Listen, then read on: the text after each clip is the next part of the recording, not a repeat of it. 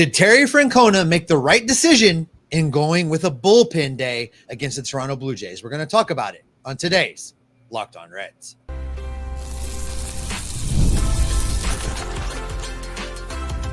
You are Locked On Reds, your daily Cincinnati Reds podcast, part of the Locked On Podcast Network, your team every day. Welcome into the Locked On Reds podcast. Locked On Reds is part of the Locked On Podcast Network, your team every day. My name's Stephen Offenbaker. That guy over there, he is Eric Matthews, filling in for the vacationing Jeff Carr. We love talking about the Cincinnati Reds. We love talking about baseball. Eric Matthews, a Northern Kentucky guy, loves the Reds. You know me, I love the Reds. We love talking about the Reds. We love talking about baseball. We love talking about those things with you. On today's show, a little bit later, we're going to dig into the fact that the Reds really have to win this series today against the Toronto Blue Jays. We're going to break down how exactly that can happen here in a little bit. We're also going to talk about and ask the question, is Matt McLain back? Is he back, baby? Are we back up? Can we tell the others? We're going to decide. We're going to talk about it on today's show here in just a few minutes. But where we're going to start is with the decision to go with a bullpen day, having Nick Lodolo scratched with the flu, with an illness. Was it the right call to exhaust the Cincinnati Reds bullpen? We're going to talk about that on today's show that is brought to you by Game Time. Download the Game Time app, create an account, and use the code LOCKEDONMLB for $20 off your first purchase. All right, Eric, I want to get into this because looking at the way the Reds decided to go, they made some roster moves. Sam Maul sent down. Connor Phillips called up. They bolstered the bullpen a little bit, knowing they were going to go with a bullpen day. I think, and hear me out on this, I think that this was a bad decision by Terry Francona. I think that if this was April 15th, that would have been the right decision. If this was May 15th, that would have been the right decision. Maybe even in June, you go with a bullpen day. This is September. It is crunch time. They are trailing the Mets by 4 games when this game started. You can't afford to throw one away. And that's kind of what they did with a bullpen day. I don't see how going with a bullpen day was better than starting Zach Littell on short rest by 1 day. I think if this was the playoffs, he would have willingly offered to go start on short rest. This is the playoffs. If the Reds want to be in the postseason, they have to win series. You can't afford to throw one away. You can't afford to mess around. They squandered an 8-run outburst because the bullpen was getting beat around. And now the bullpen is exhausted for a game you got to win the series. I think this was the wrong move. I'm starting a starting pitcher in this game, short rest or not. I don't care. They have to win. I don't care if they ran Hunter Green back out there for another day. Did he have an inning or two in his arm? Maybe he did. Let's find out. Anything was better than Brett Suter getting bombed. This is what I'm thinking. I didn't think you were going that direction with Littell on moving him up. I thought you would go the direction of the Nick Martinez. Mm-hmm. In doing that. That's where I thought you were going to go at the start of this conversation. So let's address a couple things here. On the season, the Reds were 2-1 in 3 games when they had bullpen days. Mm-hmm. So you know Tito's looking at that. Mm-hmm. The other part of this is I didn't see anything about Lodolo being scratched until about 2 or 3 hours before first pitch. Mm-hmm. And I saw that from Brian Giesenslaw on Twitter. Mm-hmm. So I'm looking at that, and I'm taking what you said, and I don't think it's as easy of a decision to do what you just said. It may have been the right decision given what the outcome ended up being. But at the same time, I forgot what the situation was the other day, but they talked about maybe it was the situation with Barfield and how when he got called up, they didn't want to put him in a situation that was a no-win. Tito may be looking at that with Littell. Is this a guy that is new to the rotation? He needs to be on a strict schedule for what they have him, and trying to get him to get ready for a start, a 3-hour span before may have been too much and put him out there in a bad situation. Now, was anything worse than what could have happened? Probably not. But here is a factor on this.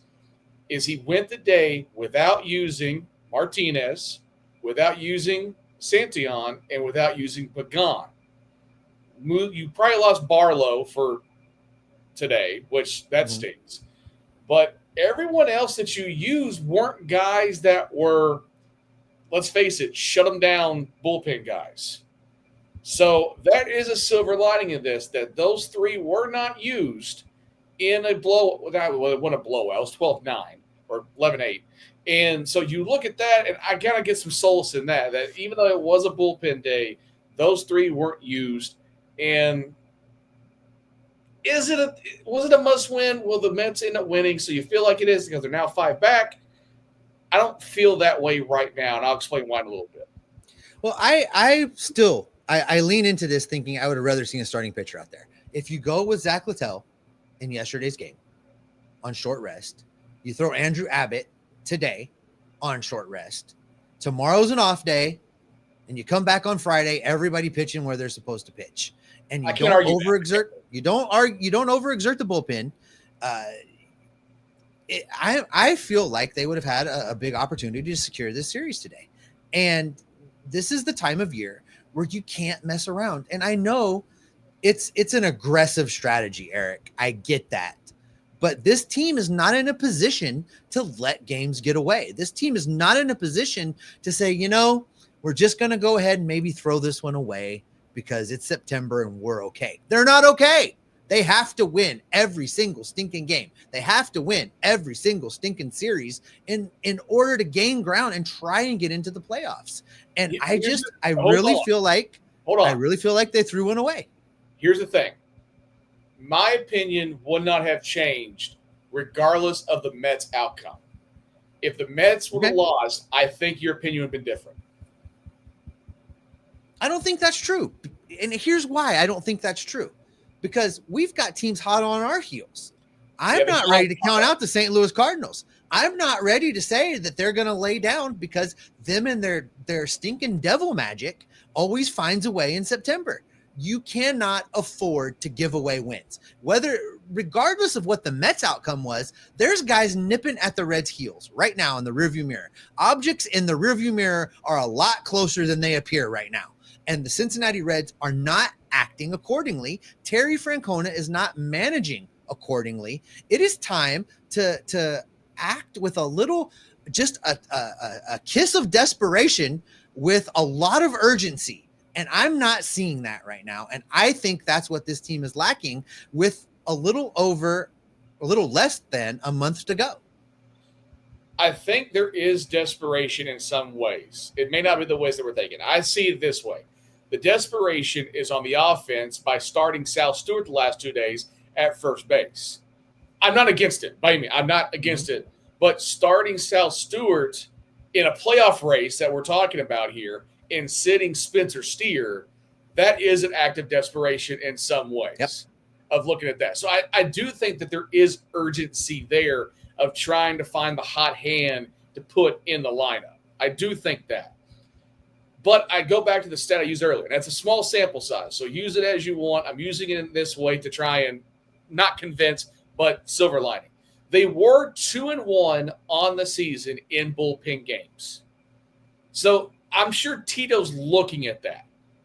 And they just got Connor Phillips up here. San Martin was called up. So you have fresh arms to try and do something rather than trying to sacrifice Littell. Or there was even a rumor floating around about calling up Chase Burns and taking what was supposed to be his bullpen day today and scratching that and activating him to be in this. I could have lived with that.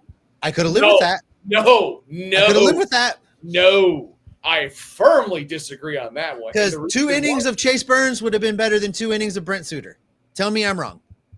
In the current outcome, I can't argue that, but you do not burn a rookie in this situation right off the IL to put in this type of situation. There's no way. You're hurting yourself in 2026. I want 2025 to be successful. Do not get me wrong. But activating Chase Burns in this situation would have been 100% the wrong move. The Littell thing, I can get on board with you to an extent, but at the same time, I do think there was something positive out of today, regardless of the pitching. Oh, I don't know, Eric. I feel like I feel like it's time to get creative. It's time to get crazy. It's time to act with urgency, because if they don't make the playoffs, who cares if Chase Burns is tired? Do you care? I don't care. He's got October, November, December, January, and February to rest up if they don't make the playoffs. Not right off IL. No, not right off the IL. Throw in the fire. No, I firmly disagree on that one. There's no change in my stance on that one. That would have been a bad move. Look at me bringing in here dudes that are going to disagree with me. Listen, all right. I don't agree with Terry Francona. You, to some extent, seems like you were okay with the decisions that were made. Well, let me ask you this. We talked about Sal Stewart being in the lineup at first base, giving Spencer Steer the day off. I had said yesterday, I thought maybe he would play second base and either give Matt McLain a DH opportunity or day off. Turns out it's a good thing that didn't happen. Matt McLain goes 4 for 2, and it makes me wonder, is it time to say Matt McLain is back? We're going to talk about Matt McLain and answer that question coming up next. Hey, Locked On Reds fans, are you paying full price for gas? Stop leaving money behind. Get cash back every time you fill up with the free Upside app. Simply download the free Upside app in the App Store or at Google Play right now and start earning cash at the pump today. You can use my limited time promo code SEASON, that's SEASON, and get an extra 25 cents back per gallon on your first fill up. You can make up to $300 per year just from buying the gas you already needed. At first, I thought it was too good to be true, but it's totally legit. Real people are getting paid just to make their daily commutes, and you can too. Plus, you can cash out at any time to your bank account, PayPal, or an e-gift card for Amazon or other brands. Don't let this offer drive on by. Download the free Upside app today and use my limited promo code SEASON, that's SEASON, to get 25 cents per gallon bonus on your first fill up. That's promo code SEASON, SEASON. Offers vary by user and location. Go to upside.com for terms and conditions. There's nothing like catching a baseball game live. The energy, the crowd, the chance to see your team in person, catch a foul ball. But actually getting tickets, that's the tough part. The queues, the login screens, the surprise fees. It takes all of the fun out of it. That's why I use Game Time, the app that gives you the advantage. It gives the advantage back to the fans. Jeff and I talk about this all the time. We use this every time we go down to GABP. We head down to the banks. We find us a spot. We post up, have a couple drinks, have some food. And then close to the first pitch, we log on to the Game Time app, find great deals on tickets, lowest prices that you can get. If you're going to a venue that you don't know, this is a great app to use. It gives you a view from your seat. You know exactly what you're going to get. You know exactly what you're going to be seeing, and you get some of the lowest prices around. Just download the Game Time app, create an account, and use the code LOCKEDONMLB, and you're going to get $20 off your first purchase, which is already greatly discounted tickets. You're going to get $20 off. Terms do apply. Again, that's promo code LOCKEDONMLB for $20 off your first purchase. Swipe, tap, ticket, go. Download Game Time today. Make sure you're subscribed. That way you don't miss any of the great Reds content we've got coming your way. That's going to get you Locked On Reds 5 days a week, Monday through Friday. That's going to get you Tim Daniel on the Reds postcast live after each and every Reds game, plus anything special we drop in the feed along the way. So click that subscribe button. Click that notification bell. All right, let's dive back into this, Eric. You've got me fired up because you are very, very wrong today. And I am ready to just argue a little bit. Every once in a while, Jeff Carr just pokes me into turning into Stephen A. Smith, and you, sir, are almost there. But let's talk about Matt McLain, because if we keep talking about the pitching, you and I might have to fight down in Waikiki. So let's talk about Matt McLain and what he has done. Is it time to say that Matt McLain is back? Now, he has had a long road coming off of injury. He missed an entire season. He didn't look quite right when the season started, but it was what it was. These shoulder injuries, we know, are a little wonky as far as how they present with guys coming back. We saw it way back in the day.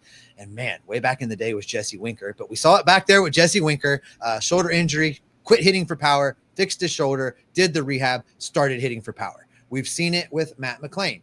We've seen it with Tyler Stevenson, injured shoulder, injured clavicle, injured in these areas. It takes a while. Matt McLain is recently gotten hot. A couple home runs over the weekends. If you look at his last week, 7 games. I know, small sample size in the grand scheme of things, but just the last week, Eric, he's hitting .318 with an on-base percentage of .400. He's slugging .636 with 3 walks, 2 home runs, and 3 RBIs. That's a pretty good week. I will take it. Does it make you feel like he has finally turned a corner? I believe, in a very different opinion than most of our fandom in terms of Matt McLain, because I believe the way Matt McLain has been handled all year has been the correct way to handle Matt McLain. And in this world of instant gratification, everybody wants him to be what he was in 2023. And everybody wants this big-time production because it's supposed to be him and Ellie. Mm-hmm. This happens, especially for young ball players in their first couple of years in the league, is you could have a really good start and you have a sophomore slump. You could have all these different factors that play into this. I think giving him consistent playing time and sticking with him at second base has been the absolute way to go. And what he's doing now and potentially getting on fire in the last month of the season really is not a surprise to me, because missing an entire year for a young player in the infield that's usually the top of the lineup is a big deal. When it's all said and done, there is a good possibility he may finish the season hitting .240 with 15 home runs and over a 700 OPS. That may not sound like where you want him at compared to his sample size from 2023, but in terms of MLB and second baseman, that's not a bad position to be in for what is him an off year, potentially. So I'm not really that surprised that he's starting to stir things up and heading in a positive direction.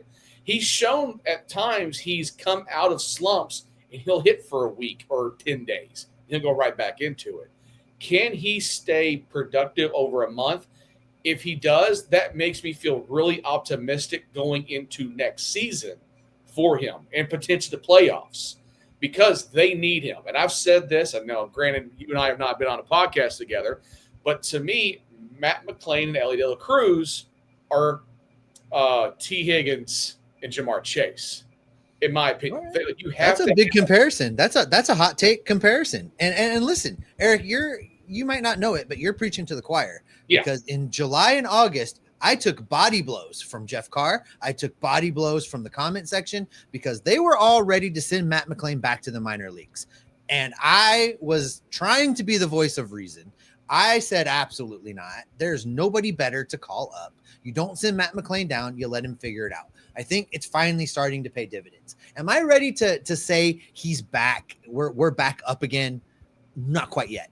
1 week is a small sample size. If you broaden that sample size and you look at what he's done over the last 2 weeks, it's not that great. It's 238, it's 313, it's 429.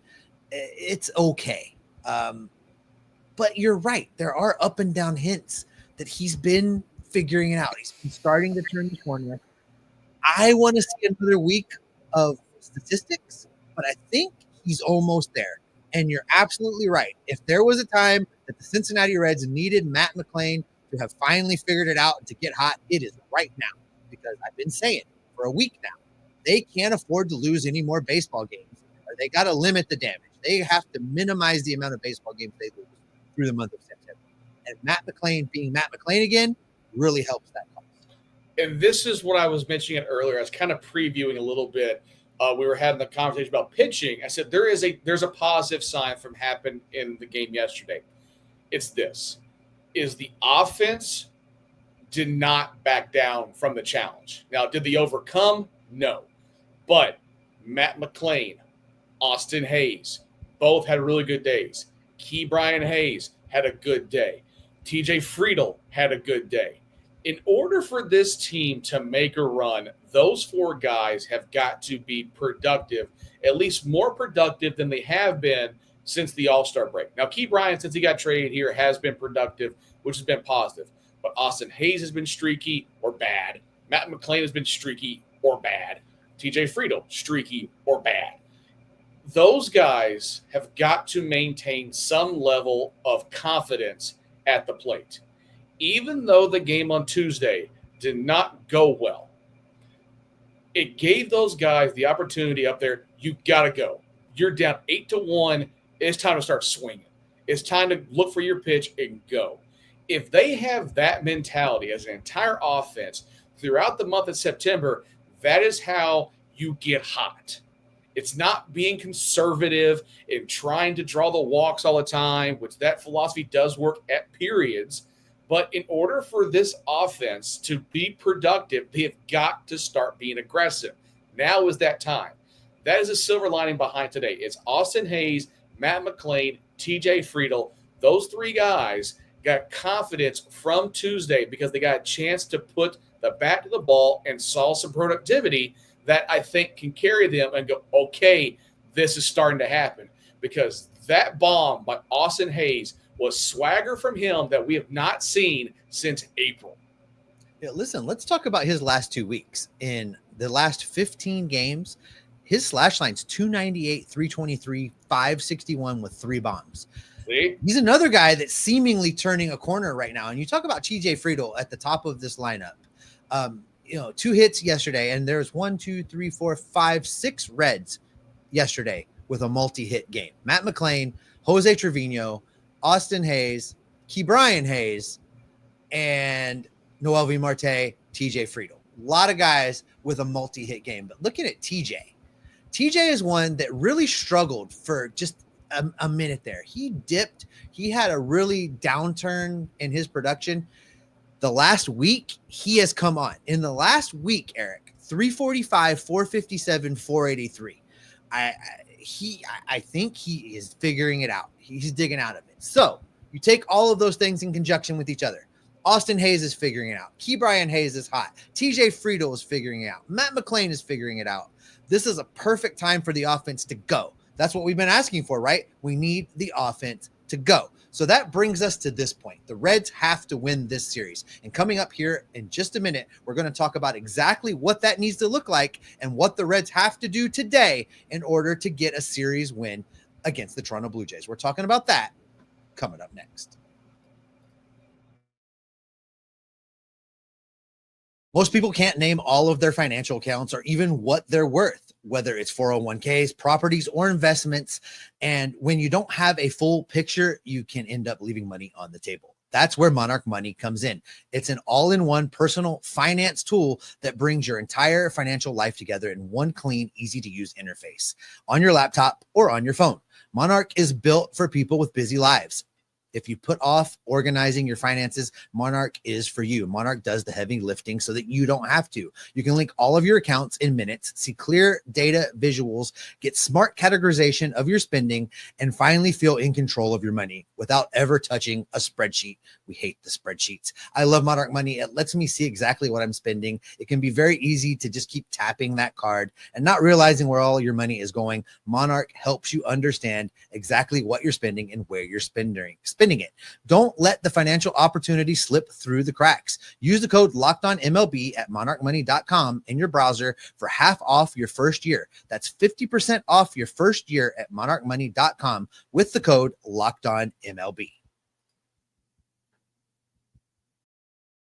If you can't watch us here on YouTube, you can listen to us on your favorite podcasting app. We are seriously on every single one of them. If you find one we're not on, I'd be shocked. But if you need us to be on one that we're not on one, message Jeff Carr. He'll make it happen for you. Also, check out Locked On MLB Game Night. They are watching every single game, every single night with the experts of the Locked On Podcast Network to give you the breakdown of everything going on in Major League Baseball. They're watching all the games, so you don't have to. All right, Eric, let's get back into this because the Cincinnati Reds now have split this. Comes down to the third game of the series. They need a win. They've got to win today. I feel like it's a must-win game. I know that it's hard to label regular season baseball games must-win games. I feel like this is one. And in order to get there, it's going to start with Zach Littell. He's going to have to go out there and throw 6, maybe even, dare I say, 7 innings of quality baseball to help protect this bullpen. You're right. We didn't see Tony Santillan yesterday. We didn't see Emilio Pagan yesterday. I'm not sure I want to see Emilio Pagan right now because that dude is cooked. He needs multiple days off right now. I would love for the Reds to be in a position today that they have a big lead and they don't need him. And then he had yesterday off, today off day tomorrow. That would be beautiful. Rest him up a little bit. This bullpen is in trouble. And I need 6 or 7 innings from the starting pitcher. Since we didn't use him yesterday when we could have on short rest, he should be rested and ready to go. We need a big outing. He needs to dig in. This is his time to shine. The Reds really need him to do a thing against this very talented Toronto lineup today.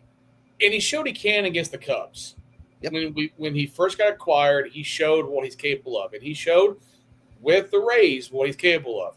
And I said this on Monday morning when we were going into the series, that Hunter Green, Nick Lodolo, and Littell were coming off of not ideal starts. Hunter Green followed up, and he proved that he was ready to go, and he went out there and pitched a hell of a game 1 in this series. Nick Lodolo had the bubble guts. It happens. But Littell is in the same situation, and I said this at the end of the show on Monday. He's playing for a contract. He's playing for the playoffs. He's trying to outdo himself. He's trying to outdo the other pitchers in this rotation. He has all the motivation in the world to do something on Wednesday and to make something happen today. So I feel confident in what he's doing, but here's the part that I think really helps is while the Reds did not use Martinez, Santillan, or Pagan, the Blue Jays have used their bullpen, and they had to use their bigger arms because the Reds kept coming back. So they had to use guys that ordinarily they would not use in what would be considered a blowout or bullpen game. The Blue Jays are not in a good spot either in terms of their pitching staff to hold off the Reds going into Game 3. That's what's helping here is the Reds offense has confidence coming out of the game yesterday. Littell's coming off of a bad start and where he's trying to prove himself. The bullpen did not use 3 big arms. There are things that are sitting here as storylines for tonight's game that go in the Reds' favor. Here's another thing I want to talk about for just a second, because Littell going for the Reds, he's up against Shane Bieber. You remember Shane Bieber? I think there might be somebody in the Reds dugout that knows a thing or two about Shane Bieber and might know a thing or two about how to get to Shane Bieber. Yeah. So if now there was a time for Terry Francona to impart some wisdom on this Reds lineup, today is the day, because the Reds need to win this game. They need to get to Bieber. This is Bieber's 3rd start of the year.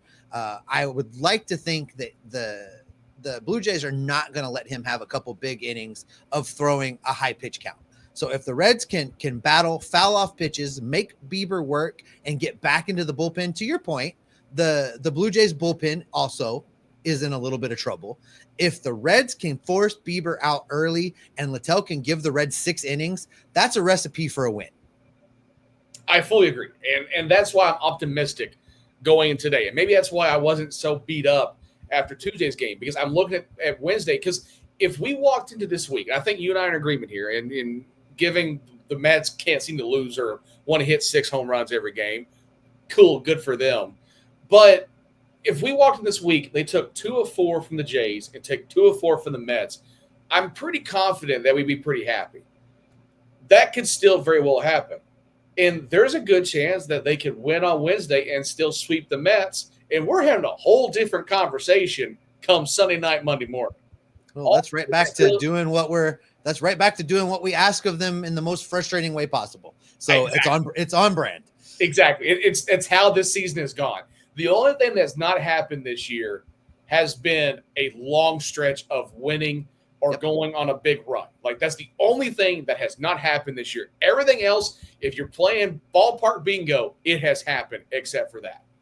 And no, you're absolutely right. They have yet to reel off a long winning streak. And now would be a great time for a nice 7, 8, 9, 10 game in a row winning streak. I mean, Wouldn't you it? know, I'm not being greedy, but Nah. I would love it. And that is probably a good spot to go ahead and wrap it up for today. That is going to do it for this edition of Locked On Reds. Thanks as always for making Locked On Reds your first listen each and every day. Make sure you check out Tim Daniel on the Reds Postcast. He goes live about 30 minutes after each and every Reds game to kind of talk with you about what you just saw. And then we roll around the next morning to tell you what it all means. Also, go check out the Locked On MLB feed. 2 great shows over there. We've got Sully giving you a national perspective of what's going on in baseball on the Locked On MLB channel. And then again, Locked On MLB game night, watching every single game so that you don't have to.